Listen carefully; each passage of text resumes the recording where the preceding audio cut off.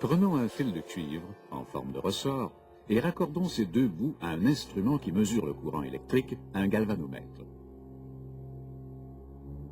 Chaque fois qu'un des pôles de l'aimant se rapproche du fil de cuivre, il se crée un courant. Cette alternance des pôles crée une vibration, un brassage des électrons. Si on accélère le mouvement, on augmente la fréquence des va-et-vient.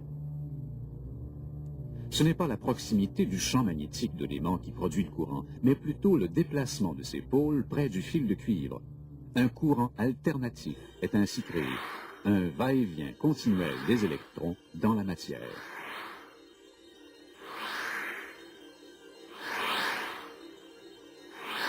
Formons une roue avec plusieurs aimants et enroulons le fil de cuivre autour.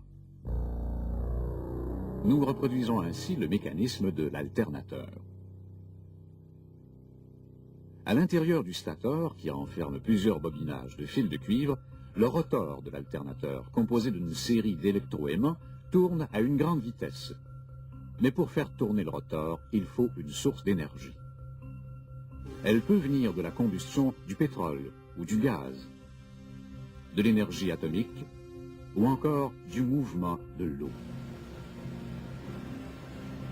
Au Québec, nous nous servons surtout de la force vive de l'eau pour produire l'électricité que nous consommons. Ainsi, dans des centrales hydroélectriques comme celle de la baie James, on se sert de l'eau en mouvement pour faire tourner les turbines. Chaque turbine est couplée au rotor d'un alternateur. Un courant électrique alternatif est ainsi créé.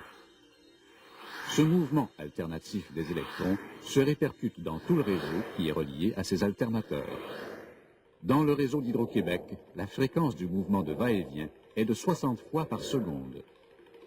Bien sûr, Hydro-Québec ne vous livre pas d'électrons à domicile. Elle se contente de fournir l'énergie qui fait vibrer les électrons déjà présents dans les fils de votre circuit.